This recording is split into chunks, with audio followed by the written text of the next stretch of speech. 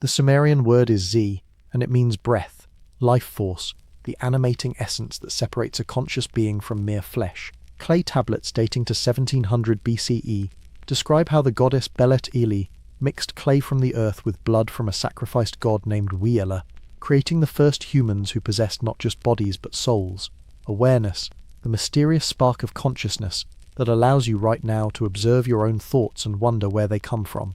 These weren't bedtime stories the ancient Mesopotamians told their children. They were temple texts, sacred records describing what the Anunnaki supposedly knew about the origin of human consciousness, preserved in cuneiform script that survived 4,000 years to reach us with details so specific they still provoke fierce debate about whether they document theology or technology. Welcome. It's late, I know, and perhaps you've come here not just seeking sleep, but also answers to questions that have troubled humanity since we first became aware of our own awareness. Thank you for being here tonight. What we're about to explore together sits at the intersection of archaeology, theology, and the hardest problem in philosophy, examining ancient texts that claim to explain how consciousness entered the human species, whether through divine gift, genetic engineering, or spiritual awakening that transformed our ancestors from animals into beings capable of contemplating their own existence. Here's what makes this remarkable. The Atrahasis epic, discovered among thousands of clay tablets excavated from Mesopotamian sites beginning in the 1840s, describes human creation with extraordinary precision. The goddess Nintu shapes 14 pieces of clay, 7 destined to become males and 7 to become females. She mixes this clay with blood from the god Wiele, specifically chosen because he possessed T-May, intelligence or rational capacity. The text specifies a 9-month gestation period before these clay and blood forms became living, conscious beings. Mainstream scholars interpret this as sophisticated mythology, theological explanation for human mortality and consciousness that reveals how Bronze Age people understood their relationship to the divine. The blood represents special status, the breath symbolizes life force, and the entire narrative functions as creation theology, comparable to Genesis or other ancient cosmologies. But alternative researchers ask uncomfortable questions. Why such specific details about mixing materials, gestation periods, and the particular god sacrificed? Why emphasize that Wiela possessed intelligence that would transfer to humanity? Zachariah Sitchin and others argued these texts preserve memory of genetic engineering, ancient astronauts called Anunnaki, who modified early hominids by introducing their own genetic material, creating modern humans with enhanced consciousness. This interpretation faces fierce academic resistance, yet it addresses the text's specificity in ways pure mythology struggles to explain. We're not here to settle that debate tonight. Our purpose isn't to prove souls were engineered or to dismiss ancient wisdom as primitive superstition. We're here to explore what the Sumerian texts actually say about consciousness, what archaeological evidence reveals about Mesopotamian beliefs, and what it means that humans 5,000 years ago were asking the same fundamental question you might be asking right now. What makes me aware? What is this I that observes my thoughts? And where did consciousness come from? Take a breath. Where are you right now? Maybe lying in bed with darkness gathered around you, or perhaps sitting somewhere quiet with just enough light to feel present without disturbance. Let your shoulders drop slightly. Let the weight of your body settle. There's nowhere else you need to be, no question you need to answer definitively tonight. We're simply going to listen to what ancient voices recorded about the origin of awareness, examining their words with respect for both their wisdom and our uncertainty. If this exploration speaks to you, a like or subscribe helps others find these journeys into consciousness and deep time. It's a small gesture that allows this work to continue. Thank you. Now then, picture the moment consciousness first ignited in clay. If such a moment actually occurred, the Mesopotamian plain 200,000 years ago held early humans, anatomically modern, but something not yet awakened in their minds. Then, according to texts composed around 1700 BCE, but preserving possibly much older oral traditions, the Anunnaki made a decision that would transform Earth's dominant species from clever animals into beings capable of asking where consciousness comes from. Whether this happened through divine intervention, genetic modification, or represents sophisticated metaphor for natural evolutionary processes, the texts describe it with remarkable detail. Blood mixed with earth, breath entering clay, the Zibi kindling in bodies that would otherwise be mere matter, 7 males and 7 females receiving the gift or curse of self-awareness, becoming the ancestors from whom all conscious humanity supposedly descended. The question these texts pose hasn't changed across 5 millennia. What is the soul? Where does awareness originate? And why are we the species that wonders about its own existence? while the rest of Earth's creatures simply live without questioning the mystery of being alive and knowing it. The world 300,000 years ago held bodies without awakened minds. Homo sapiens walked the African savannas and gradually spread across continents, their brains anatomically identical to ours, weighing approximately 1,350 grams, containing 86 billion neurons capable of generating consciousness. Yet something hadn't ignited. The archaeological record shows tools, fire, basic social structures, but no evidence of the symbolic thinking, self-awareness, or existential questioning that defines human consciousness as we experience it. When these early humans reached Mesopotamia around 50,000 BCE, they encountered a landscape dramatically different from the arid plains we know today. The Persian Gulf extended roughly 200 kilometers further inland than its current position, creating extensive wetlands between the Tigris and Euphrates that would later become the heartland of Sumerian civilization.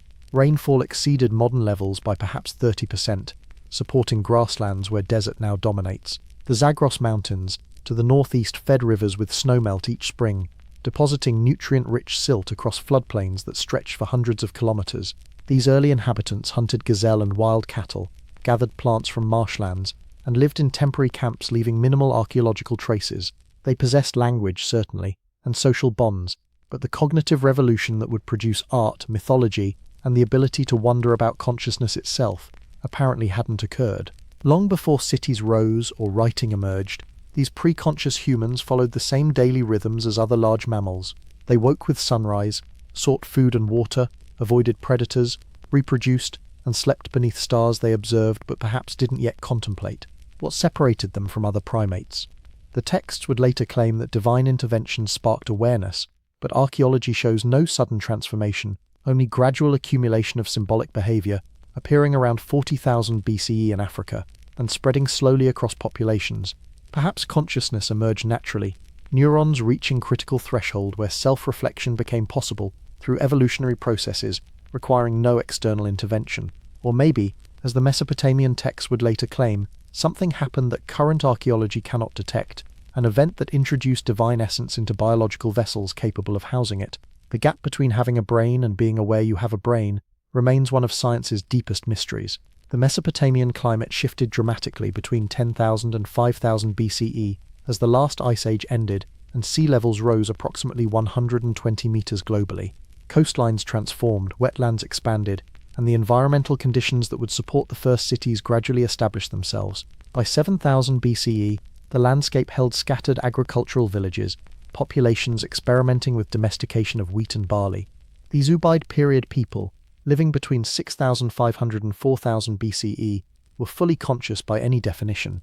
They created pottery with geometric designs suggesting abstract thought, built permanent structures indicating planning for futures they'd never personally witness, and buried their dead with grave goods implying belief in afterlife. Something had changed. The Zi, the breath, the animating force the texts describe, clearly operated within them. What the Sumerian tablets would later record as divine creation during a specific moment might actually describe this long emergence of consciousness across millennia, compressed through oral tradition into theological narrative about gods mixing clay and blood. Or it might preserve memory of actual intervention during the Neolithic period, when human capabilities seem to accelerate beyond what gradual evolution easily explains. The texts themselves wait patiently in museum collections, neither confirming nor denying these interpretations. The stars that witness this transformation, if it occurred, still wheel overhead following patterns established billions of years before Earth existed. Whether consciousness emerged through natural law, divine gift, or technological intervention, the mystery remains embedded in every moment you experience awareness right now. This inexplicable fact of being a subject observing the world rather than merely an object within it. The same mystery that would drive Sumerian theologians to record detailed accounts of gods sacrificing divine essence to create beings capable of wondering about their own origins. The Sumerians didn't have one word for soul. They recognized consciousness as multi-layered, different aspects of being alive and aware requiring distinct terminology, creating a sophisticated psychology that mainstream Western philosophy wouldn't approach until the Renaissance. Understanding their vocabulary reveals how carefully they observed the phenomenon of awareness and how precisely they categorized its various dimensions. Zi appears most frequently in texts, referring to the life force or breath that animates flesh. The cuneiform sign combines symbols for mouth and breath, suggesting the essential connection between respiration and vitality. When Zai departed, death followed immediately. This wasn't metaphorical spirit, but the tangible force maintaining biological function, observable through breathing, heartbeat, and the warmth of living tissue.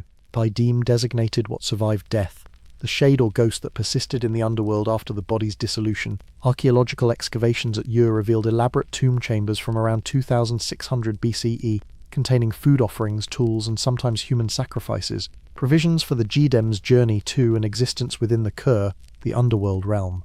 These weren't symbolic gestures, but practical preparations for the dead person's continued existence in diminished form. The Anai represented something subtler, the ethereal body or personal divine essence that connected individual consciousness to the cosmic order. Scholarly debate continues about this term's precise meaning, but texts suggest it indicated the unique pattern of awareness that made each person distinct, what we might call personality or individual soul. The Anuni possessed connection to the divine realm even while dwelling within mortal flesh. Milam appears in descriptions of gods and exceptional humans, the terrifying radiance or divine aura that inspired awe and fear. Kings claim to possess Milam, the visible manifestation of divine favor or enhanced consciousness that set them apart from common people.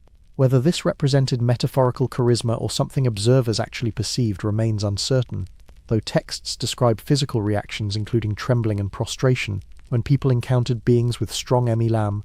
Imagine trying to understand consciousness without modern neuroscience or psychology. The Sumerians observed that some aspect of a person continued after death, demanding offerings and able to harm the living if neglected. They noticed that life depended on breath, that stopping respiration caused death within minutes. They recognized that individuals possessed unique characteristics, patterns of thought and behavior distinguishing them from others. Each observation generated specific terminology, rather than one vague soul concept. This complexity differs dramatically from Egyptian concepts like Ka and Ba, which also divided consciousness into multiple components but organized them differently. The Ka represented life force, the Ba individual personality, yet the relationships between these elements and the body followed different logic than Sumerian models. Greek philosophy would later introduce psyche, nous, and pneuma, again dividing consciousness, but through Hellenic rather than Mesopotamian categories. The body-soul relationship in Sumerian thought appears more integrated than later dualistic philosophies. The physical form wasn't a prison trapping divine essence, but the necessary vessel allowing consciousness to manifest in material reality. Clay provided substance, divine blood provided awareness, and breath activated the combination. Separation of these components at death created the Jiddim, but this shade represented diminished existence rather than liberated spirit. Temple texts from Nippur and Ur describe rituals designed to strengthen the connection between different soul aspects. Ceremonies ensuring the Z remained robust, the Ni stayed aligned with cosmic order, and the Milam manifested appropriately for one's social station. These weren't superstitious practices, but systematic attempts to maintain what they understood as the complex machinery of consciousness. Perhaps the most remarkable aspect of Sumerian soul concepts is their empirical basis. They observed phenomena, death and dreams and personality differences, and developed terminology to categorize what they witnessed. Whether their explanations were accurate matters less than recognizing they were genuinely investigating consciousness through available methods, creating psychology through theological language, because they lacked scientific frameworks we take for granted. The stars they watched from ziggurat platforms bore witness to these investigations, patient observers of human attempts to understand awareness.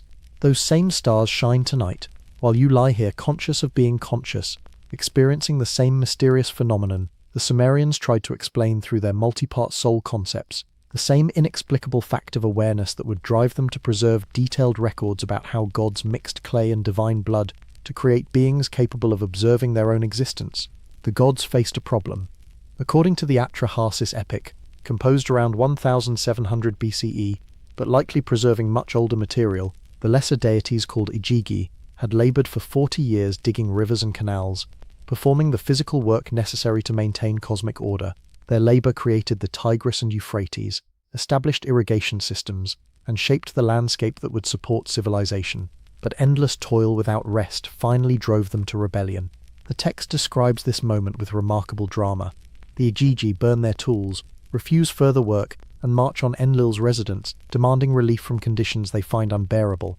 This wasn't mere mythological plot device, but serious theological problem requiring divine solution. If the gods themselves couldn't maintain cosmic infrastructure, who would perform the necessary labor? Enki, god of wisdom and fresh water, proposed creating new beings specifically designed to bear the burden the Agigi refused. These creatures would be fashioned from clay like pottery vessels, given just enough consciousness to understand tasks and perform them, but remaining fundamentally subordinate to divine authority. They would replace the Agigi, freeing the gods from physical labor while maintaining the systems supporting existence. But other gods resisted. Creating conscious beings raised profound questions about responsibility and consequence. If these new creatures possessed awareness, could they be treated as mere tools? If they suffered and died while performing divine labor, didn't the gods bear moral weight for that suffering? And most troubling, how would consciousness be transferred to clay without diminishing divine essence itself? The assembly debated, weighing the necessity of workers against the cost of creating them. The texts don't record these deliberations in detail, but the decision's complexity echoes through what follows. They couldn't simply create bodies without awareness, mindless automatons performing tasks. The work required intelligence, problem-solving, the ability to adapt to changing circumstances. Conscious beings were needed, yet consciousness demanded sacrifice. Long before the first human drew breath, this divine council contemplated questions that still trouble philosophers. What obligations do creators owe their creations? Can conscious beings be brought into existence primarily to serve others' purposes?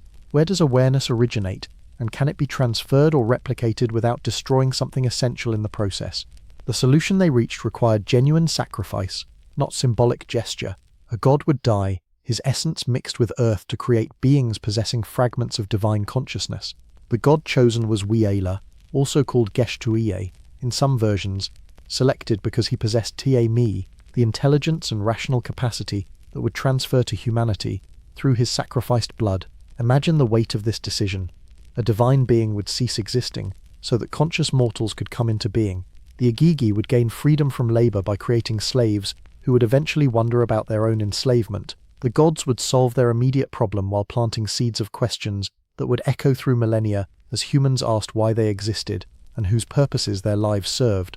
The Atrahasis tablets describing this scene were discovered at multiple sites including Sippar and Nineveh, with the most complete version coming from the Old Babylonian period around 1700 BCE. The text's consistency across different manuscript copies suggests it represented canonical theology, not individual speculation, a story the Mesopotamian priesthood considered authoritative explanation for human origins. Perhaps this narrative preserved actual memory of decision-making by beings who genuinely created conscious humans through technological or spiritual means, or perhaps it represented sophisticated theological reflection on the burden of consciousness, the cost of awareness, and the troubling reality that human existence serves purposes we didn't choose and often don't understand. The Assembly's debate mirrors our contemporary ethical discussions about creating artificial intelligence, whether conscious beings can be designed for specific purposes without that purpose limiting their worth and autonomy.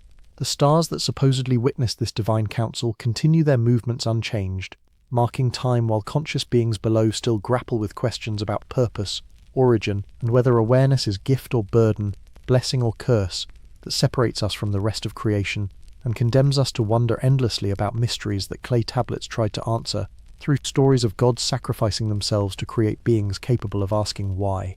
The god who died had a name. Wiela, also called Geshtuiye in variant manuscripts, appears in the Atrahasis epic as the divine being chosen for sacrifice, selected specifically because he possessed Te-Mi, a Sumerian term combining concepts of intelligence, rational capacity, and self-awareness. His death wasn't accidental or punitive, but deliberate transfer of consciousness from divine to mortal realm. Tablet I of the Atrahasis epic, discovered at Sippar in modern Iraq during excavations in the 1880s and later at Nineveh, describes the Assembly's decision with theological precision. The text states that Wiela had intelligence, distinguishing him from other gods who possessed different attributes. This wasn't arbitrary selection but careful choice of the deity, whose essence, when mixed with clay, would grant humanity the specific capacity for thought and awareness. The sacrifice itself follows ritual procedure. Wiela is brought before the Assembly, his role explained, and he apparently consents to this transformation from living god to distributed essence within mortal beings. The texts don't describe his emotions or resistance, maintaining theological distance that frustrates modern readers seeking psychological depth. But the act's significance pervades the narrative, divine being choosing extinction so consciousness could spread beyond the immortal realm. His blood becomes the essential ingredient. When Belatili shapes the clay, she requires this divine substance to activate what would otherwise remain inert matter. The text specifies that blood and clay must be thoroughly mixed, not merely combined, suggesting chemical or spiritual integration rather than simple physical mixture. This detail implies the process required genuine fusion, consciousness dissolving into material substrate before reforming in new vessels. Archaeological dating places the Old Babylonian recension of Atrahasis around 1700 BCE, but linguistic analysis suggests the narrative tradition extends back centuries earlier, possibly to Sumerian sources from 2500 BCE or before. The story's core elements, divine sacrifice enabling human creation, appear stable across multiple manuscript witnesses found at different sites, indicating canonical status within Mesopotamian theology. Scholars interpret this sacrifice as theological explanation for human consciousness and mortality. We possess awareness, fragments of divine intelligence, because a god died to grant it. We experience death because that same sacrifice embedded mortality into our nature. Consciousness derived from divine death cannot itself be eternal. The symmetry appeals to theological reasoning, explaining both human capability and human limitation through single cosmogenic event. But alternative interpretations exist. If Wheeler represented actual being rather than mythological construct, his sacrifice might document genuine event, advanced entity, choosing to distribute its consciousness across newly created species, uploading awareness into biological vessels through technologies ancient scribes could only describe as blood mixing and breath-giving. This reading treats the text as distorted technical documentation rather than pure theology. The tablets themselves, baked clay covered in wedge-shaped cuneiform marks, rest in museums from London to Baghdad to Philadelphia.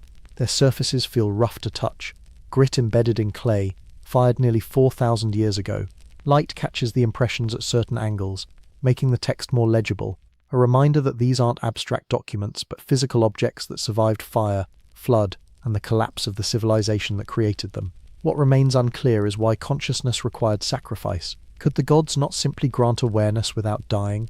Did the process actually consume divine essence in irreversible transformation? Or does the sacrifice represent theological necessity, explaining through cosmic drama why humans possess both godlike awareness and animal mortality? Consciousness that knows it will die, yet continues questioning its own existence despite the futility such knowledge might imply. The mystery deepens when we examine the actual creation process, the mixing and shaping and breathing that texts describe with precision, suggesting they're recording procedures rather than composing poetry, instructions for transformation that changed clay into conscious beings and altered Earth's dominant species forever. The Atrahasis epic provides a recipe. 14 pieces of clay, 7 designated for males and 7 for females. Divine blood from Wayala, mixed thoroughly with earth gathered from specific locations. The goddess Nintu, also called Belet Eli or Ninhursag depending on the text and period, performs the actual shaping and mixing, her role as birth goddess making her essential to the creation process. Tablet I column 4 describes her gathering the clay, pressing it with her hands, speaking incantations over the mixture as divine blood integrates with earthly substance. The text emphasizes repetition, the same process performed 14 times with identical precision, suggesting ritual procedure rather than spontaneous creation. Each clay form receives equal portions of divine essence, ensuring no hierarchy in the fundamental consciousness granted to original humans. The gestation period of 9 months appears explicitly in the text, an extraordinary detail linking divine creation to biological reproduction. After shaping the clay blood mixture, Nintu places the forms in her womb or in vessels representing wombs, and they develop across the same duration human pregnancy requires. This specificity has puzzled scholars. Why would divine creation follow biological timing, unless the process actually involved biological mechanisms? Archaeological context for these tablets reveals their importance within Mesopotamian society. Multiple copies exist from different periods and locations, including Sippar, Nineveh, and Babylon, suggesting the narrative circulated widely and maintained canonical status across centuries. The care with which scribes copied these texts, the consistent wording across manuscript witnesses, indicates they represented authoritative theological doctrine rather than creative fiction. Some tablets include marginal notes and glosses, later scribes adding explanations or variant readings. These annotations reveal ongoing theological discussion, priests and scholars debating precise meanings of terms, questioning how divine blood could physically mix with clay, wondering about the mechanics of consciousness transfer. The texts weren't static documents but living traditions, continually examined and interpreted. Modern chemical analysis of the clay tablets themselves shows they were made from local Mesopotamian materials, fired at temperatures between 800 and 1000 degrees Celsius. The cuneiform impressions, made with reed styluses approximately 6 to 8 millimeters wide, were pressed into wet clay before firing, creating permanent marks that have survived nearly 4 millennia with remarkable clarity. What did divine blood actually mean? Mainstream scholarship treats it as metaphorical, symbolic representation of special human status or divine favor. The mixing represents theological truth about humans possessing connection to divine realm while remaining fundamentally earthly creatures, consciousness as intersection of matter and spirit without requiring literal divine bodily fluids. But the texts resist purely symbolic reading. They describe blood with specific terms that elsewhere refer to actual physical blood, using vocabulary for mixing that implies concrete rather than abstract combination. The 9-month gestation particularly troubles symbolic interpretation. Why include this biological detail if the entire process is metaphorical? Alternative researchers propose the blood represents genetic material, DNA from advanced beings mixed with clay representing indigenous biological substrate, creating hybrid species with enhanced cognitive capacities. This reading treats ancient scribes as documenting genetic engineering using available vocabulary, describing technologies through theological language, because they lacked scientific frameworks to explain what they witnessed or inherited in oral tradition. The question remains genuinely open. What consciousness is, how it emerges from matter, why humans possess self-awareness while other Earth species apparently don't, represents the hard problem of philosophy that neuroscience hasn't solved despite technological advances inconceivable to Bronze Age cultures. The Sumerians proposed divine essence mixed with clay.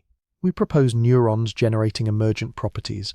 Neither explanation fully captures the mystery of why there's something it's like to be you, experiencing these words, aware of awareness itself. The clay forms that supposedly received divine blood have dissolved back into Earth across vast temporal distances, but the texts describing their creation survive, baked hard enough to outlast empires, preserving questions about consciousness origins that remain as mysterious today as when Sumerian priests first wondered what separated living flesh from aware beings capable of contemplating their own existence. Breath appears as the final activation, the moment when shaped forms containing divine blood transformed from potential to actual consciousness. The Sumerian term il means wind, breath, or spirit. The three concepts intertwined because breath represents the most visible sign of life, the constant rhythmic exchange between body and atmosphere that ceases only at death. Multiple texts reference this divine breath, igniting awareness in the clay blood forms. The Eridu Genesis, fragments of which date to approximately 2300 BCE, describes how the gods breathed into the first humans, giving them Nea, the ethereal essence connecting individual consciousness to cosmic order. This wasn't mere respiration but transfer of divine pneuma, spiritual substance that activated the dormant consciousness embedded in the mixture. The parallel to Genesis becomes obvious, and the Lord God formed man of the dust of the ground, and breathed into his nostrils the breath of life, and man became a living soul. This biblical passage, composed roughly 1,000 years after the earliest Mesopotamian sources, almost certainly borrowed from or shared common traditions with Sumerian creation narratives. The Hebrews encountered these stories during the Babylonian exile after 586 BCE, and their own creation accounts show clear Mesopotamian influence. Enlil's role as Lord of the Wind connects him intimately with breath and consciousness. His name combines En, meaning Lord, with Lil, meaning wind or air, positioning him as master of the atmospheric realm between earth and heaven. Several texts suggest Enlil provided the breath that animated the first humans, his wind power igniting the consciousness potential that divine blood had embedded in clay. What did breath actually transfer? Physical respiration begins when lungs inflate, oxygen entering blood and enabling cellular metabolism. But texts describe something beyond biological function, divine breath conveying awareness itself, the mysterious quality that makes a living body a conscious being. They recognize the difference between biological life, which plants possess, and conscious awareness, which seem to require additional element. George Smith's 1876 publication of Assyrian creation texts brought these narratives to Western attention, though their full implications took decades to appreciate. Victorian scholars initially saw them as curiosities, pagan myths inferior to biblical revelation. Only gradually did academic consensus recognize Mesopotamian primacy. These were the source traditions that influenced Hebrew scripture, not derivative corruptions. The relationship between wind, breath, and spirit appears across Indo-European languages. Latin spiritus, Greek pneuma, Sanskrit prana, all connect breathing with consciousness or soul. This isn't coincidental but reflects universal human observation that breath signals life's presence and its cessation marks death. The Sumerians developed this observation into sophisticated theology. Breath as divine wind animating matter into awareness. Excavations at Nippur between 1889 and 1900 recovered thousands of tablets including creation narratives in both Sumerian and Akkadian. The texts accumulated in temple archives, copied and recopied across generations, suggest this theology wasn't peripheral but central to Mesopotamian religious thought. Priests studied these accounts, temples performed rituals reenacting creation, and the broader population knew stories about clay and blood and breath giving rise to conscious humanity. What remains mysterious is whether breath symbolizes consciousness, or literally transmits it. Can awareness be transferred through exhalation? Does divine wind carry actual spiritual substance that enters and awakens dormant minds? Or does breath represent poetic acknowledgement that consciousness requires something beyond material substrate, ineffable quality? The ancients called divine wind, because they observed its effects without understanding its mechanisms. Modern neuroscience locates consciousness in neural activity, electrochemical cascades generating the subjective experience of being. We've replaced divine breath with action potentials, spiritual wind with synaptic transmission. Yet the fundamental mystery persists. Why these particular physical processes generate inner experience, why there's something it's like to be conscious, rather than just complex information processing occurring in darkness without any observer. The texts describing divine breath, animating the first humans wait in stillness, neither confirming nor denying modern theories, simply preserving how one ancient culture tried to explain the same mystery that troubles us when we lie awake at night, wondering what consciousness is and where it came from. This awareness that observes thoughts and knows it knows, and asks questions that may not have final answers. The ME weren't simply abstract principles. Mesopotamian texts described them as transferable objects, divine powers or capacities that could be stolen, moved between cities, activated or deactivated. More than 100 ME appear in various lists, including kingship, priesthood, sexual intercourse, music, metalworking, truth, falsehood, and most relevantly for our exploration, consciousness itself as a divine decree that could be granted or withheld. Enki possessed the ME, storing them in his temple at Eridu in the subterranean realm called the Abzu. The famous narrative of Inanna stealing the ME describes her getting Enki drunk, loading the divine powers onto her boat, and fleeing to Uruk before he realizes what's happened. She carries them physically. These weren't metaphors, but objects occupying space and requiring transportation, suggesting technological artifacts or knowledge systems, rather than purely spiritual concepts.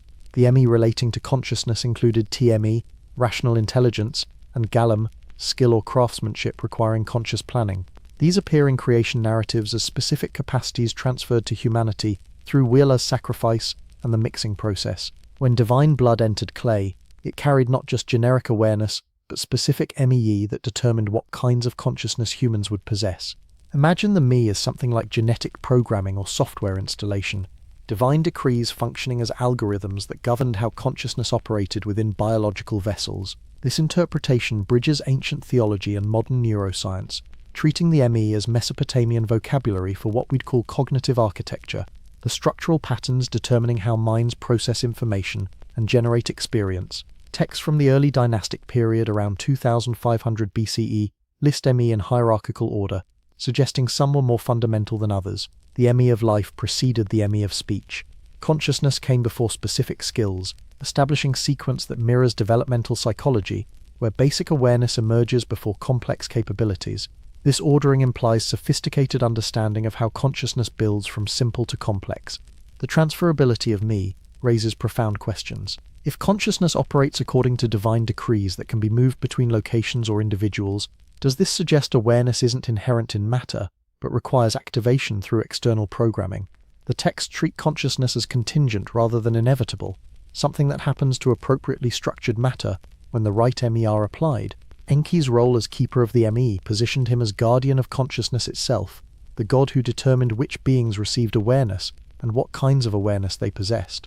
Several texts describe him measuring out specific ME in different proportions for different purposes, creating hierarchy of consciousness that extended from gods possessing all ME to humans possessing limited subsets to animals possessing even less.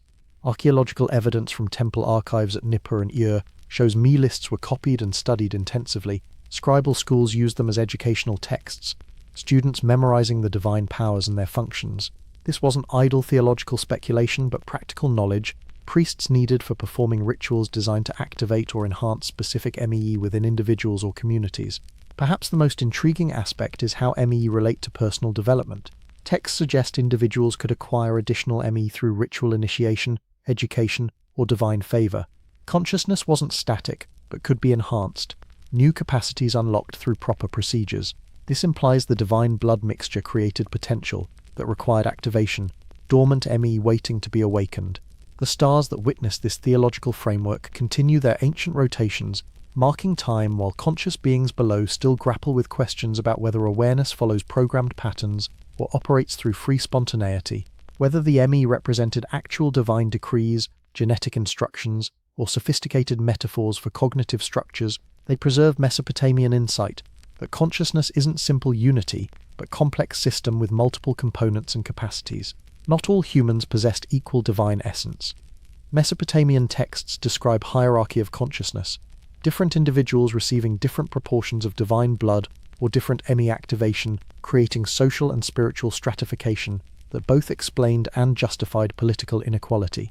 Kings claimed two-thirds divine nature, priests manifested special ME-Lam radiance, while common people possessed baseline consciousness sufficient for labor and basic social function. Gilgamesh epitomizes this graduated divinity.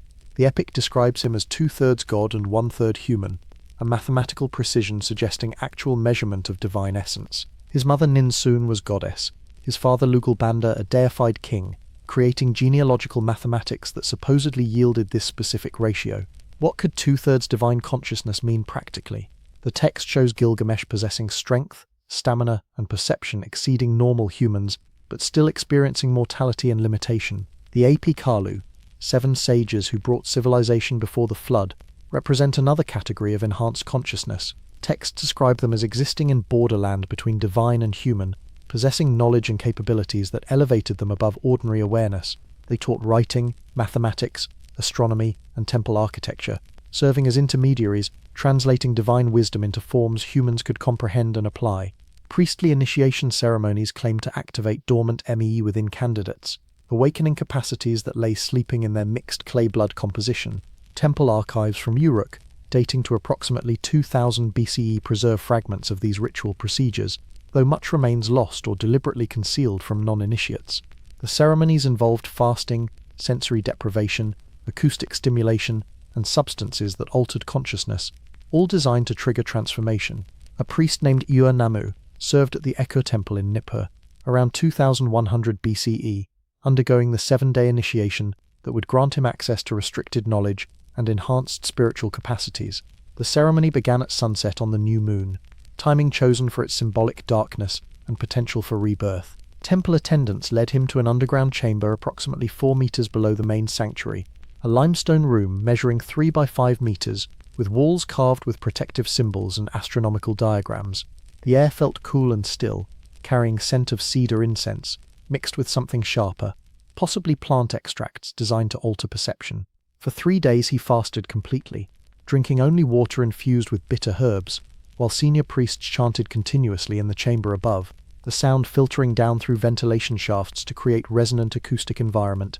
On the 4th night, they gave him a cup containing thick brown liquid, taste of honey failing to mask the underlying bitterness, and he began experiencing visions, geometric patterns, that gradually resolved into what he later described as direct perception of the ME, seeing the divine decrees as luminous structures organizing reality itself. By the 7th morning, when they brought him back to Surface Temple, something had fundamentally shifted in his consciousness, a permanent alteration he would spend the rest of his life learning to navigate and control. The transformation wasn't metaphorical, but experiential.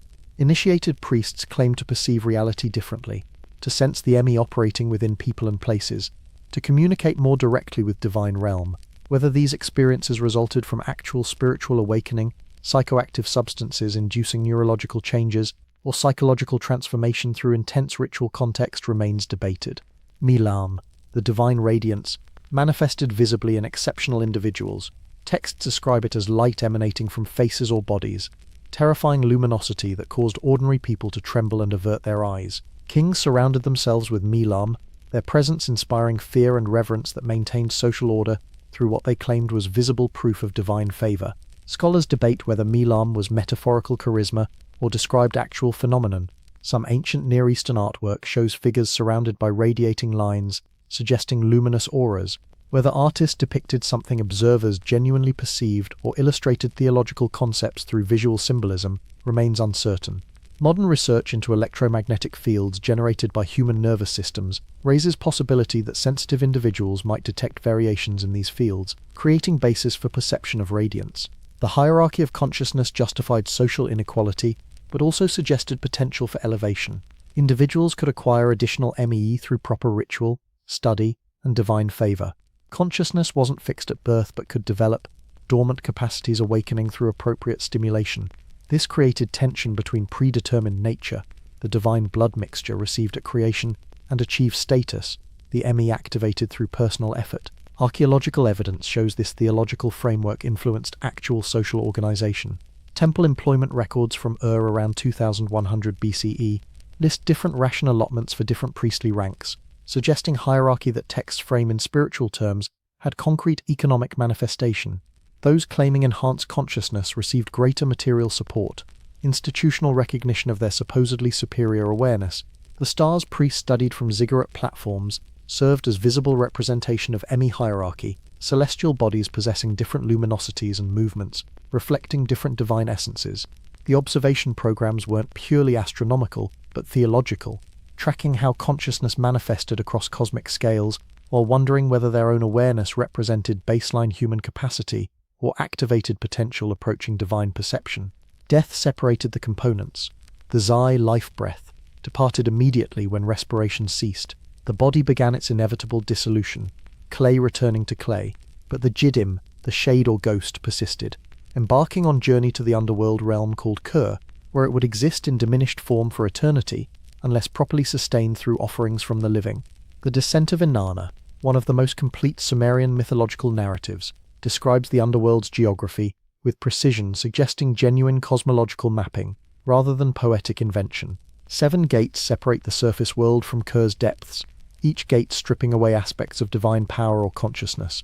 Inanna, fully divine, loses her Milam, her royal garments, her divine decrees, until she enters the underworld, naked and powerless, reduced to bare existence. This stripping represented theological truth about death's effect on consciousness. The various soul components, Zi and Ni and Milam, couldn't all survive bodily dissolution. Only Giddim remained, pale reflection of living awareness, capable of minimal perception and desire, but lacking vitality and agency that characterized embodied consciousness. The underworld wasn't punishment, but ontological necessity, reduced existence for reduced awareness. Excavations at the Royal Cemetery of conducted by Leonard Woolley between 1922 and 1934, revealed elaborate preparations for this afterlife journey. Tomb chambers dating to approximately 2600 BCE contained food offerings, tools, jewelry, and in some cases human sacrifices, entire retinues of servants buried alongside their masters to serve them in the underworld. These weren't symbolic gestures but practical provisions for Giddim's continued existence. The offerings particularly reveal Mesopotamian understanding of consciousness after death. Beer and bread appear most frequently, sustenance for the shade's diminished metabolism. Lamps provided light in Kur's perpetual darkness. Gaming boards and musical instruments suggested Jiddim retained capacity for entertainment and pleasure, though texts emphasize these experiences were muted compared to living enjoyment. Funeral rituals aimed to preserve Jiddim integrity during the dangerous transition from embodied to disembodied existence. Texts from Nippur describe multi-day ceremonies involving purification, offerings to underworld deities, and recitation of spells protecting the shade from malevolent forces that might consume or destroy it. The ritual's complexity indicates genuine concern for the dead person's continued experience, not mere grief management for survivors. Living descendants bore responsibility for maintaining the GDM through regular offerings. Neglected shades suffered hunger and thirst, becoming angry ghosts who returned to trouble the living. This created reciprocal obligation, the dead depending on the living for sustenance just as children depend on parents, establishing intergenerational bonds that transcended biological death. The question of whether Giddim retained individual identity or dissolved into collective existence troubled Mesopotamian theologians. Some texts suggest shades maintained personality and memories, recognizing family members when they eventually joined them in Kur. Other passages imply consciousness faded over time, individual awareness gradually dimming into near unconsciousness that resembled sleep more than active existence. Perhaps the most troubling aspect was eternity. Jidim didn't reincarnate or achieve ultimate dissolution. It existed indefinitely in diminished state, neither truly alive nor completely extinguished. This created theology of qualified immortality, consciousness continuing, but stripped of vitality and joy that made embodied life worthwhile. The divine blood that granted awareness at creation also embedded this ambiguous afterlife, consciousness as burden that persisted even when the body that housed it had dissolved. Archaeological evidence suggests common people shared these beliefs, not just temple elites. Modest graves across Mesopotamia contained small offerings, the poor providing what they could afford for their dead.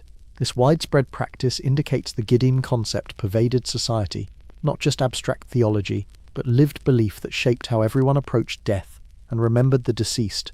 The stars that witnessed countless deaths continue their movements unchanged, marking time while conscious beings below still wonder whether awareness survives bodily dissolution. Whether Jidim represented genuine post-mortem consciousness, comforting fiction easing grief's burden, or sophisticated theology preserving social bonds across generations, it reveals how seriously the Sumerians took consciousness, treating awareness as too precious to simply end, even if its continuation brought suffering rather than joy. Gilgamesh wanted what humans couldn't have. The epic bearing his name, composed in multiple versions between 2100 and 600 BCE, centers on his quest for immortality after witnessing his friend Enkidu's death. This wasn't theoretical question about consciousness, but desperate search for a way to preserve embodied awareness indefinitely, to escape the Jidim's diminished existence and maintain full vitality across unlimited time. The narrative's emotional power derives from Gilgamesh's gradual understanding of consciousness's fragility. He possessed two-thirds divine nature, exceptional strength and perception, yet death claimed him exactly as it claimed common people. Divine blood granted awareness but not immortality, consciousness as temporary loan that must eventually be surrendered. This contradiction, possessing godlike capabilities while facing mortal limitation, drives his increasingly desperate attempts to transcend nature that seemed arbitrary and cruel. Utnapishtim represented the exception that proved the rule. He survived the Great Flood, building a boat that preserved life when the gods decided to destroy humanity. As reward, he and his wife received immortality, becoming the only humans who wouldn't experience death and Jidim transformation. But this immortality came through unique divine dispensation, one-time gift that wouldn't be repeated regardless of worthiness or desire. Gilgamesh travels enormous distances, seeking Utnapishtim, crossing deadly waters, and enduring trials that would kill normal humans. When he finally reaches the immortal flood survivor, he demands the secret to eternal life. Utnapishtim's response reveals the theological problem. Immortality wasn't achievement but gift, not something humans could earn through strength or wisdom, but grace that gods granted or withheld, according to purposes beyond human understanding. Still, Gilgamesh persists. Utnapishtim tells him about a plant growing at the ocean's bottom, a thorny stem that can restore youth and vitality. Gilgamesh dives deep, enduring the water's pressure and darkness, and retrieves the plant successfully.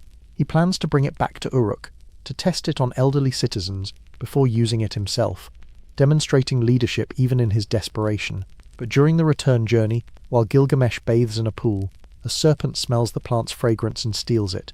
The snake immediately sheds its skin, gaining the renewal the plant offered, and disappears into the wilderness. Gilgamesh weeps, not from fear of death but from understanding that immortality was briefly in his grasp and now is lost forever. His divine blood couldn't prevent this loss. His exceptional consciousness couldn't outwit a simple snake.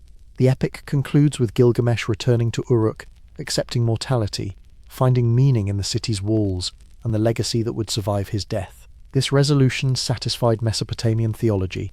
Immortality was impossible for humans regardless of divine ancestry. Yet consciousness could achieve permanence through cultural transmission, names and deeds preserved in memory and monument, even as the Jidim faded into Kur's darkness. Why did divine blood not grant immortality? The texts never explicitly explain this limitation, but the theology seems consistent. Wheeler died to create humans, his sacrifice embedding mortality into the creation process. The divine essence transferred through his blood carried consciousness but also death. Awareness purchased through divine extinction, necessarily remaining temporary. Consciousness required clay vessel, and clay inevitably dissolved. This creates tragic view of human condition. We possess awareness that lets us comprehend mortality, divine intelligence that shows us exactly what we'll lose, Animals die without understanding death's significance. Gods live without fearing death's approach. Humans alone possess both consciousness and mortality, awareness of our own impermanence, the cruel combination that divine blood mixture created. Modern existential philosophy echoes Gilgamesh's anguish, consciousness that knows it will end, awareness forced to witness its own inevitable extinction, creates the fundamental anxiety that shapes human experience. The Mesopotamians addressed this through theology, explaining why immortality was denied while offering diminished afterlife as consolation. We lack their Jigim concept, but face identical problem, consciousness that emerged through natural evolution or divine creation, confronting the certainty of its own cessation. The stars that witnessed Gilgamesh's failed quest continue shining, marking time across vast durations that make human lifespans seem momentary flickers. Whether divine blood actually created consciousness, or whether we're reading sophisticated metaphors for natural emergence, the texts preserve eternal questions about why awareness exists in mortal vessels, and whether consciousness has value despite its temporary nature. Beneath the public ceremonies lay secret practices. Temple archives at Uruk and Nippur contain fragmentary references to restricted rituals, procedures performed only by initiated priests in chambers ordinary people never entered. These texts, often damaged or deliberately obscured through cryptic vocabulary, hint at ceremonies designed to activate or enhance consciousness, awakening dormant me that the clay blood mixture had embedded, but left sleeping until proper stimulation occurred. The Mishpi ritual, washing of the mouth, appears most frequently in preserved sources, performed on divine statues to activate their capacity to house divine presence. The ceremony involved washing the statue's mouth with specific substances, including honey, butter, cedar oil, and water from sacred rivers. But fragmentary texts suggest similar procedures were performed on human initiates, opening their mouths to receive enhanced capacity for divine speech or revelation. Underground chambers beneath major temples served purposes beyond storage. At Eridu, excavations revealed rooms 6 meters below the main sanctuary, limestone-lined spaces measuring approximately 4 by 5 meters, with unusual acoustic properties. Sound at frequencies between 40 and 60 Hz resonated strongly in these chambers, creating vibrations that modern neuroscience recognizes can induce altered states of consciousness, trance experiences that ancient priests might have interpreted as direct contact with divine realm. The chamber's walls incorporated copper sheets embedded at precise intervals of 30 centimeters, creating what engineers recognize as electromagnetic shielding. Whether Bronze Age priests understood these effects or discovered them through experimentation remains uncertain, but the deliberate construction suggests they recognized something significant occurred in these spaces, consciousness experiences that required isolation from normal temple environment. Perhaps the rituals involved sensory deprivation combined with rhythmic sound and psychoactive substances. Fragmentary texts mention plants including poppy and cannabis, materials that alter neural function and generate experiences of expanded awareness. The Sumerians possessed sophisticated pharmacological knowledge, documenting hundreds of medicinal plants with their effects and proper dosages. Some of these substances produce experiences that users consistently describe as spiritual awakening or consciousness enhancement. What if these rituals actually worked? Not through divine intervention, but through neurological mechanisms the priests discovered empirically. Repeated exposure to specific frequencies, chemical compounds and psychological techniques can produce lasting changes in neural structure and function. Initiates might genuinely experience transformed consciousness, not because gods activated dormant ME, but because the rituals triggered neuroplasticity that enhanced perception, memory, or emotional regulation. Silence played a central role. The initiation chambers exist far from surface noise, thick limestone walls and earth overhead, creating acoustic isolation. In this undisturbed environment, subtle perceptual phenomena become apparent, internal mental processes that normal sensory bombardment obscures. Stillness reveals what activity conceals, consciousness observing itself without distraction. Temple employment records from Lagash around 2400 BCE distinguish between ordinary priests and those designated Nu-esh, a term suggesting enhanced spiritual capacity. These individuals received different training, accessed restricted temple areas, and performed ceremonies requiring capabilities common priests supposedly lacked. The hierarchy reflected belief that consciousness could be developed through proper procedures, baseline awareness enhanced into something approaching divine perception. Modern research into meditation, contemplative practices, and consciousness studies validates aspects of this ancient wisdom. Sustained attention training produces measurable brain changes, altering neural connectivity and enhancing metacognitive awareness. what ancient priests called activating ME might correspond to developing neural networks through practices neuroscience is only beginning to map systematically. The mystery remains whether the rituals access genuine spiritual dimensions or simply manipulated neurology to produce experiences interpreted through theological frameworks. The transformed consciousness initiates reported might represent contact with divine reality, or profound psychological changes, or both simultaneously, if consciousness exists as intersection of matter and spirit, in ways our current categories fail to capture adequately. The stars priests observed from their platforms served as visible reminder of unseen dimensions, light from distant sources revealing cosmic scales beyond normal perception. Whether those same priests accessed hidden dimensions of consciousness through their secret rituals, awakening capacities the divine blood mixture had embedded but left dormant, remains one of many questions the tablets preserve without definitively answering. The radiance wasn't metaphorical.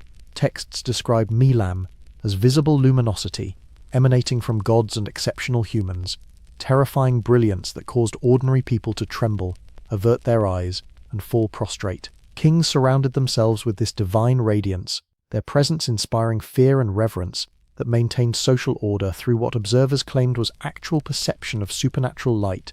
Cylinder seals from the early dynastic period, approximately 2900 to 2350 BCE, show figures surrounded by radiating lines extending from their bodies or heads. These artistic conventions might represent purely symbolic indication of divine status, or they might document something observers genuinely perceived, attempting to render visible phenomenon through available artistic vocabulary. The consistency across multiple artistic traditions suggests more than random decoration. The Sumerian term combines Emi, divine decree or power, with Lam meaning radiance or brilliance. Together they indicate luminous manifestation of divine essence, consciousness made visible through light emission that eyes could detect.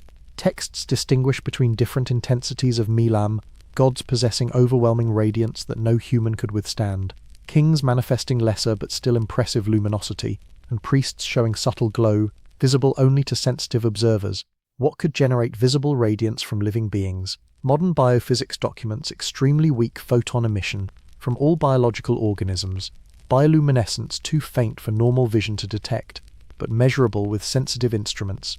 Metabolically active tissues emit slightly more photons, creating patterns correlating with physiological and possibly neurological states.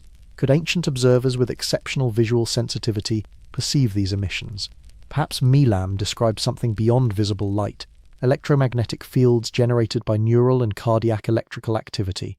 The human nervous system produces measurable bioelectric currents, and the heart generates electromagnetic field extending several meters from the body. Sensitive individuals might detect variations in these fields as physical sensations or subtle perceptual phenomena they interpreted as luminous radiance. The connection between consciousness and radiance appears repeatedly in temple texts. Enhanced awareness supposedly generated stronger Emi-Lam, consciousness itself producing the luminosity that marked divine favor or spiritual development. This implies awareness possesses energetic dimension, thought and perception, creating measurable effects beyond the purely neural processes neuroscience currently maps. Initiation rituals claim to increase initiates' Emi-Lam, awakening radiant capacity through procedures involving fasting, meditation, specific sounds, and sacred substances. The ceremonies aim to transform not just spiritual status, but actual perceptible qualities, making divine essence visible to observers as proof of genuine transformation rather than merely claimed advancement.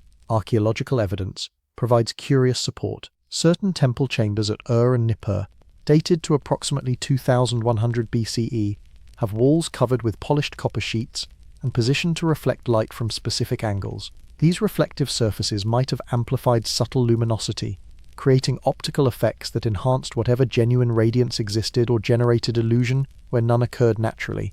The texts distinguish between natural Milam possessed from birth and acquired radiance developed through spiritual practice.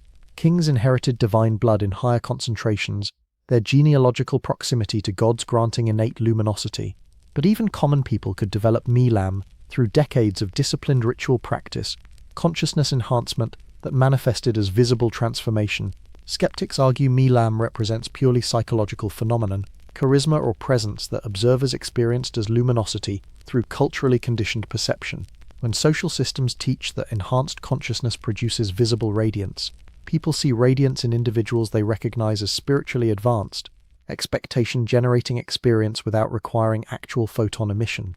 Yet the possibility remains that consciousness possesses dimensions current science hasn't fully mapped. Quantum theories of consciousness propose that awareness involves quantum processes beyond classical neural computation.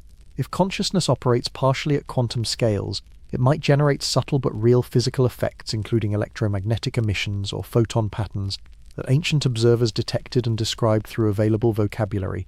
The mystery deepens when we examine how consistently Milam appears across centuries of texts. From the earliest Sumerian sources through late Babylonian compositions, the concept remains stable: divine radiance as measurable manifestation of consciousness level. This consistency suggests more than passing metaphor, either deeply embedded cultural construct or genuine phenomenon requiring explanation. Silence surrounds the secret technique supposedly generating Milam enhancement. The procedures remain partially hidden, even in texts that acknowledge their existence, suggesting knowledge transmitted orally among initiates rather than committed to tablets accessible to broader audiences. What those techniques actually involved, and whether they produced genuine effects, remains concealed beneath layers of theological language and fragmentary preservation. The stars that provided visible examples of radiance, celestial bodies manifesting light across cosmic distances, served as models for understanding how consciousness might generate its own luminosity. Whether human awareness actually produces detectable emissions, or whether Milam represents sophisticated metaphor for spiritual presence, the texts preserve ancient intuition that consciousness possesses energetic reality, transcending purely subjective experience. The stars held souls before Earth existed. Mesopotamian cosmology positioned divine realm in celestial heights, gods dwelling among the fixed stars and planets that wheeled across the night sky, in patterns priests tracked with obsessive precision. When texts describe consciousness descending from heaven to enter clay vessels, they locate the Zai's origin in cosmic spaces humans could observe but never directly access. Venus received particular attention in soul-related theology. Inanna, goddess of love and warfare who dwelt in this brightest planet, played complex role in consciousness narratives. Some texts suggest she participated in human creation, contributing specific related to desire, creativity, and emotional capacity. Her dual nature, both nurturing and destructive, mirrored consciousness's own contradictions, awareness that enables both beauty and suffering. Temple alignments at Eridu and Uruk track Venus's movements with precision, requiring multi-generational observation programs. The main axis of Eridu's temple complex aligns to Venus's maximum northern elongation, the point where the planet reaches its greatest distance from the Sun, before beginning its retrograde journey. This alignment suggests Venus held more than calendrical significance. The planet's cycles somehow connected to cycles of consciousness and soul. The Mul.RPN star catalogues, compiled around 1000 BCE, but preserving much older material, list celestial bodies with terminology occasionally used for soul components. Certain stars are designated Zi, life force, while others bear names suggesting divine intelligence or awareness. Perhaps this reflects belief that stars themselves possessed consciousness, or that stellar light carried soul essence that could be transferred to terrestrial beings. What if the divine blood that created consciousness literally came from the stars? Alternative researchers propose that descent from heaven describes panspermia or similar processes, organic compounds or even primitive life arriving on Earth from cosmic sources. The clay-blood mixture might represent combination of terrestrial minerals with extraterrestrial organic materials, consciousness emerging from this cosmic terrestrial fusion. Beneath this speculation lies genuine scientific possibility. Amino acids, complex organic molecules essential for life, arrive on Earth continuously through meteorites and cosmic dust. Analysis of the Murchison meteorite revealed more than 70 different amino acids, demonstrating that space contains biochemical building blocks. Perhaps ancient observers witnessed meteor falls, recovering materials they incorporated into creation narratives, star stuff literally mixing with Earth to produce life. The texts describe pre-existence of souls in divine realm before their embodiment in clay.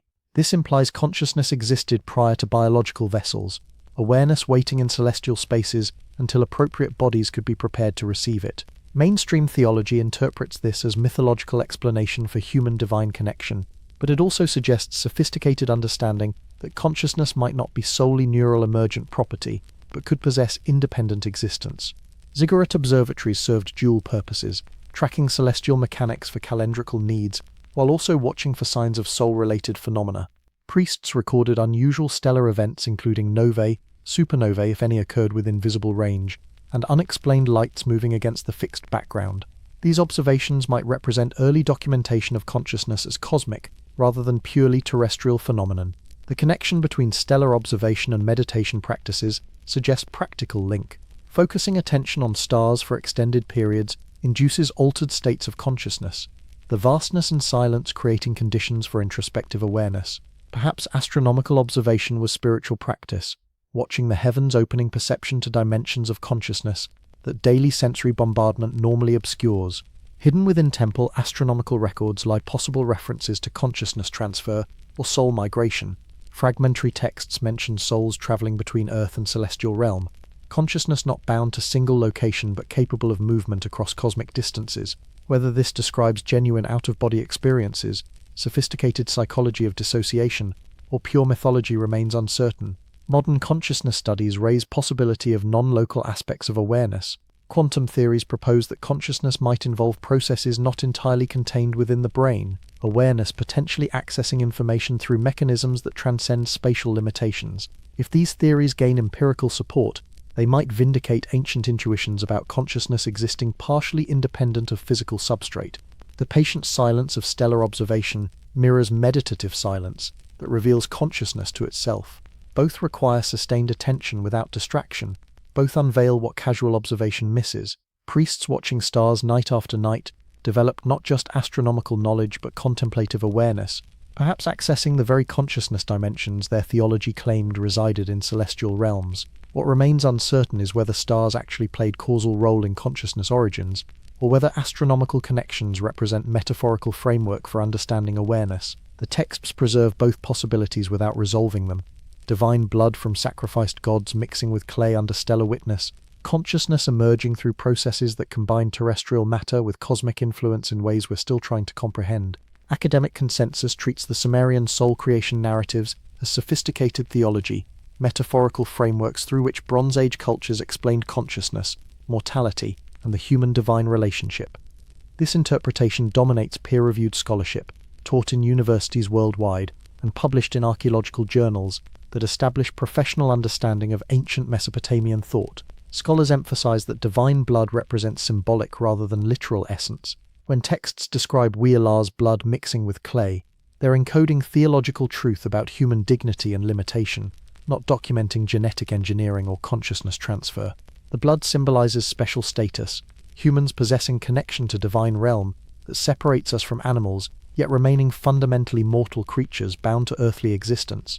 Thorkild Jacobson's influential mid-20th century work argued that Mesopotamian theology expressed philosophical sophistication through mythological narrative. The Sumerians recognized humans occupy unique position, neither divine nor merely animal, and they explained this through creation stories positioning humanity as intersection of earth and heaven, clay and divine essence. The Zer, Geodim, and Nil represented different aspects of lived experience, breath and death, and personality, observed phenomena requiring explanatory frameworks. Samuel Noah Kramer emphasized that these narratives emerge from purely human intellectual achievement. No extraterrestrial intervention or lost advanced civilizations were necessary for Mesopotamians to develop complex psychology, sophisticated theology, and detailed cosmological thinking. Humans created these concepts through generations of observation, philosophical reflection, and cultural transmission, capabilities inherent in conscious beings without requiring external sources. The 9-month gestation period mentioned in creation texts simply links divine creation to biological reality. By describing humans developing according to natural reproductive timing, the narratives ground theological claims in observable processes, making mythological events feel concrete and comprehensible to audiences familiar with human pregnancy. This literary technique appears across multiple ancient cultures, sacred narratives borrowing from natural phenomena to enhance believability. Perhaps the strongest argument against literal interpretation comes from comparative mythology. Creation stories worldwide describe gods shaping humans from earth, breathing life into clay, mixing divine substance with terrestrial materials. Genesis presents remarkably similar narrative to Atrahasis, despite geographic and temporal separation. These parallels suggest common human pattern for conceptualizing origins, rather than multiple independent records of actual divine creation events. Linguistic analysis reveals how translation choices shape interpretation. The Sumerian terms we render as blood, breath, and soul carry semantic ranges that don't map neatly onto English equivalents. What ancient scribes meant by these words might differ substantially from what modern readers imagine, the gap between Bronze Age and contemporary consciousness creating interpretive challenges we may never fully overcome. We may never recover what ancient Mesopotamians actually believed with certainty. Did they conceive their theology as literal truth, or did they recognize mythological frameworks as sophisticated metaphors? This question might be unanswerable, because religious consciousness often operates simultaneously on multiple levels, treating narratives as both meaningful and symbolic, without experiencing contradiction. What we can confidently say is that Mesopotamian texts reveal genuine philosophical depth. The multi-component soul concept demonstrates careful observation of consciousness, distinguishing between breath, personality, afterlife existence, and divine radiance with precision that anticipates modern psychological categories. Whether these components represent actual metaphysical divisions or useful conceptual frameworks, they show humans grappling seriously with consciousness's nature. The ME concept, divine decrees governing reality, parallels modern information theory and systems thinking, describing reality as operating according to programmed principles, whether divine or natural, represents genuine insight that remains valid regardless of theological framework. The Sumerians intuited that patterns and laws structure existence, consciousness emerging according to specifications that create both capability and limitation. Perhaps most importantly, mainstream scholarship acknowledges that the hard problem of consciousness, why there's something it's like to be aware, rather than just neural processing occurring without inner experience, remains unsolved by contemporary neuroscience. The Sumerians proposed divine essence, we propose emergent properties, but neither explanation fully captures the mystery. Their clay-blood mixture creation story was an attempt to answer question we're still investigating with different tools, but comparable uncertainty about consciousness's ultimate origins. Some researchers approach these texts with radically different assumptions, asking whether ancient scribes might have documented actual events using the only vocabulary and conceptual frameworks available within Bronze Age culture. If beings possessing advanced understanding of consciousness actually created or modified early humans, the resulting text would look remarkably similar to what we find in Mesopotamian archives. Zecharia Sitchin's controversial work proposed that Anunnaki were extraterrestrial beings who genetically engineered modern humans by combining their DNA with indigenous hominid populations. The divine blood represents literal genetic material, advanced biotechnology, described through theological language, because ancient witnesses lacked scientific vocabulary to explain what they observed. The 9-month gestation period documents actual biological process, hybrid embryos developing according to mammalian reproductive timescales. This interpretation addresses the text's extraordinary specificity. Why mention exactly 14 clay forms, 7 male and 7 female? Why specify 9 months rather than immediate creation? Perhaps because the scribes were recording procedures actually performed, attempting to preserve technical details within mythological narrative structures that would ensure cultural transmission across generations. Michael Cremo and others, exploring forbidden archaeology, suggest the Anunnaki might represent advanced human civilizations predating currently accepted chronologies. These earlier societies achieved sophisticated understanding of consciousness, perhaps through technologies or spiritual practices we've lost, and they modified or elevated later human populations through knowledge sharing or biological intervention. The divine blood might represent consciousness transfer techniques or genetic enhancements from human predecessors rather than extraterrestrial sources. The ME concept resonates with modern information theory and computer science. If consciousness operates according to programmed patterns, whether genetic code or neural architecture or something more subtle, then describing awareness as resulting from divine decrees or installed software represents genuine insight. Alternative researchers wonder whether ancient priests actually understood consciousness as programmable system, their theology preserving technical knowledge in religious language. Perhaps the rituals claiming to activate dormant ME actually worked through neurological mechanisms the priests discovered empirically.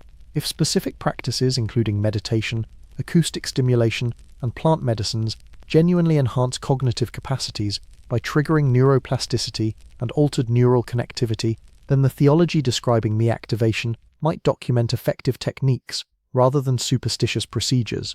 The connection between consciousness and light, main Lama's visible radiance, might indicate ancient awareness of bioelectromagnetic phenomena. If humans generate measurable electromagnetic fields through neural and cardiac activity, and if some individuals produce stronger or differently structured fields, perhaps sensitive observers detected these variations and described them as divine luminosity, because they lacked frameworks for understanding bioelectromagnetism. Cross-cultural patterns strengthen alternative interpretations. Creation narratives from ancient Egypt, Greece, India, and indigenous Americas describe gods shaping humans from Earth and instilling divine breath or essence. If these represent independent cultural developments, they suggest universal human pattern for explaining consciousness. But if they preserve fragmented memories of actual intervention events, the global distribution might indicate widespread contact or multiple intervention sites by the same source. We may never achieve certainty about which interpretation captures truth. The evidence permits multiple readings, mainstream theology and alternative history, both explaining the same textual and archaeological material through different frameworks. Extraordinary claims about genetic engineering or consciousness transfer require extraordinary evidence, yet the text's precision and consistency across centuries suggest they preserved something more than pure fiction. What if both interpretations hold partial truth? The text might preserve genuine historical memory of consciousness enhancement through advanced techniques, whether technological or spiritual, while also functioning as sophisticated theology explaining human nature through metaphorical frameworks. Ancient priests might have possessed practical knowledge about developing awareness alongside theological explanations for consciousness's ultimate origins. The value lies not in resolving the debate, but in maintaining humility before mysteries that transcend our current understanding. Whether consciousness emerged through natural evolution, divine creation, or technological intervention, the fundamental question persists. What makes you aware right now? Why does neural activity generate subjective experience? How did matter become mind? The Sumerians proposed divine blood mixed with clay. We propose emergent properties of complex neural networks. Both represent honest attempts to explain the inexplicable, consciousness observing itself, and wondering how observation became possible. Perhaps the mystery serves essential purposes, preventing premature certainty about questions that may require perspectives we haven't yet developed, keeping us humble before the profound strangeness of being aware and knowing it. The stars that witnessed whatever actually occurred when consciousness first ignited in human vessels continue their patient movements, marking time, while beings below argue about origins they can't definitively prove. Whether gods created souls or neurons generated awareness or both somehow occurred simultaneously, through mechanisms our categories fail to capture, the experience remains identical. You're conscious right now, inexplicably aware, participating in the same mystery that drove Sumerian priests to preserve detailed accounts of clay and blood and breath, creating beings capable of wondering where consciousness comes from and why it exists at all. The memory survived because priests kept copying. Scribes at Nippur, and Babylon transcribed the Atrahasis epic across more than 1,000 years, from Old Babylonian versions around 1700 BCE through late copies dating to 600 BCE. Each generation preserved these soul creation narratives, treating them not as antiquarian curiosities, but as essential theology, requiring transmission to future generations, who would continue asking the same questions about consciousness origins. When cuneiform writing fell out of use around 100 CE, the text became unreadable. The cities dissolved into tells, low mounds scattered across Iraq where wind and rain gradually buried architectural remains beneath accumulated sediment. For 17 centuries, the detailed Mesopotamian accounts of divine blood mixing with clay existed only as clay tablets waiting beneath desert surfaces, their wedge-shaped marks still legible, but no living person able to read them. The rediscovery began with Austin Henry Layard's excavations at Nineveh, starting in 1845. His team shipped approximately 25,000 tablet fragments to the British Museum, creating backlog that would require generations to fully translate. George Smith's 1872 announcement that he'd found the flood narrative sparked initial excitement, but the soul creation texts received less attention, their theological complexity requiring deeper linguistic knowledge to appreciate fully. Even now, new tablets continue emerging from museum storage and archaeological excavations. The British Museum holds roughly 130,000 cuneiform texts, with significant portions catalogued but not completely published or analysed. A tablet published in 2019 from Yale's Babylonian collection contains previously unknown variant of the creation narrative, with subtle differences in how divine blood is described, differences that might clarify or complicate our understanding of what ancient theologians actually meant. Still today, scholars debate precise meanings of soul-related terminology. The Sumerian Z clearly refers to life breath, but its exact relationship to consciousness versus biological function remains uncertain.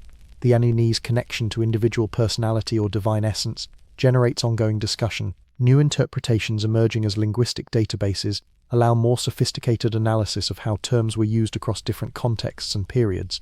The influence extended far beyond Mesopotamia. Hebrew scribes encountered these narratives during the Babylonian exile after 586 BCE, and Genesis's creation account shows unmistakable Mesopotamian influence. The divine breath animating Adam parallels Sumerian accounts with such precision that most scholars recognize direct borrowing or shared tradition. Greek philosophy absorbed Near Eastern concepts of soul through trade and cultural contact, Plato's tripartite psyche echoing Mesopotamian multi-component models. Christian theology inherited this legacy through both Hebrew scripture and Greek philosophy, creating doctrines about soul, spirit, and body that trace lineage back to Sumerian temples, where priests first systematically categorized consciousness components. Islamic thought similarly bears Mesopotamian influence. Traditional concepts of ruh and nafs, showing structural similarities to Za and Giddim, despite theological transformations across millennia. The universal human question persists unchanged. What makes me aware? Where does consciousness come from? Why am I experiencing existence from this particular perspective, rather than observing reality as unconscious mechanism? The Sumerians proposed divine blood and breath. We propose neural emergence and quantum processes. The mystery remains fundamentally identical despite our different vocabularies and frameworks. Perhaps most remarkably, modern consciousness studies are rediscovering insights the Mesopotamians encoded theologically. Neuroscience recognizes consciousness isn't a unified phenomenon, but emerges from multiple brain systems, generating different aspects of awareness. The Sumerian multi-component soul anticipated this understanding, Zion, Giddim, and Nir representing distinct aspects that current research maps to different neural substrates and processes. The possibility that consciousness involves quantum effects, proposed by researchers including Roger Penrose and Stuart Hameroff, echoes ancient intuitions about awareness transcending purely material mechanisms. If consciousness operates partially at quantum scales, the Sumerian concept of divine essence, something beyond clay yet operating through it, might represent genuine insight into awareness's dual nature, as both physical process and something additional. Still today, meditation traditions worldwide use techniques Mesopotamian priests apparently discovered, acoustic stimulation and sensory deprivation, and plant medicines, generating altered states that reveal consciousness dimensions normal waking awareness obscures. The underground chambers at Eridu, where initiation rituals occurred, weren't primitive superstition, but empirical investigation of awareness using available methods, discovering through practice what neuroscience now studies through technology. The stars that witness these ancient investigations continue their movements unchanged, marking time while conscious beings below still wrestle with questions about their own awareness. Whether divine blood actually created souls, or whether consciousness emerged through natural processes, the texts preserve humanity's earliest systematic attempts to understand the mystery you're experiencing right now, this inexplicable fact of being aware and knowing it. And the story continues in you, lying here in darkness, breathing slowly, conscious of consciousness itself. The questions the Sumerians asked remain your questions. The mystery they tried to solve through clay and blood and divine breath remains unsolved despite our accumulated knowledge. You are the legacy, awareness observing awareness, the same phenomenon that drove ancient priests to preserve detailed accounts of soul origins that might be theology or technology or both. Consciousness, trying to understand itself across 5,000 years of continuous wondering. Come back now to where you are. The room around you, quiet and dim. Your breathing, slow and natural. The Zai moving through you just as it moved through the first humans shaped from clay and divine blood. If such creation actually occurred, or if consciousness emerged through slower processes across evolutionary time, the weight of your body against whatever surface holds you, clay and blood and breath combined in ways the Sumerians tried to explain, and we're still trying to understand. The ruins still stand in Iraq, low mounds barely visible above the desert floor where temples once rose, and priests performed secret rituals designed to activate dormant ME within human consciousness. Eridu's underground chambers where initiates supposedly awakened enhanced awareness have filled with sand and silence, limestone walls that once resonated with frequencies between 40 and 60 hertz, now holding only stillness. The clay tablets describing Wheeler's sacrifice and the mixture of divine essence with earthly substance rest in museum collections from London to Baghdad to Philadelphia, their wedge-shaped marks still legible after 4,000 years, still capable of speaking to anyone patient enough to read them. We've asked many questions tonight about where consciousness comes from, whether divine blood actually mixed with clay to create souls, or whether awareness emerged through natural processes that ancient priests described through theological language. We've examined texts claiming to document the moment when mere flesh became conscious beings, capable of wondering about their own existence, exploring whether these narratives preserve genuine memory or represent sophisticated mythology, explaining the inexplicable mystery of being aware. Some questions found answers. Linguistic analysis revealing how Sumerians categorized consciousness into multiple components, archaeological evidence documenting their beliefs and practices. Other mysteries remain exactly as mysterious as when we began. The hard problem of consciousness unsolved, despite our accumulated knowledge, the question of why there's something it's like to be you, rather than just neural processing occurring without inner experience. Perhaps we're not meant to know with certainty how consciousness originated. The evidence permits multiple interpretations, divine creation and natural emergence, both explaining the same phenomenon of awareness, observing itself. The Sumerians proposed clay and blood and breath. We propose neurons and emergence and quantum effects, but the fundamental mystery persists unchanged. What makes you conscious right now? Why are you experiencing this moment from this particular perspective? The text tried to answer, we try to answer, and the question continues, because maybe the wondering matters more than any final resolution. The stars continue their movements, following paths established billions of years ago, when stellar systems formed from collapsing gas clouds. Those same stars witnessed the first humans, whether created in single divine act or emerging gradually through evolutionary processes, becoming aware and looking up to wonder what consciousness is and where it comes from. The celestial patterns that Mesopotamian priests tracked from ziggurat platforms still wheel overhead, Venus rising and setting in her eternal 584-day cycle, the moon measuring months through phases that mark time's passage, while the mystery of awareness remains constant across millennia of investigation. Wind moves across the Iraqi desert, carrying sand and silence, wearing down what little remains of walls that once enclosed temples, where consciousness was studied through methods we're only beginning to appreciate.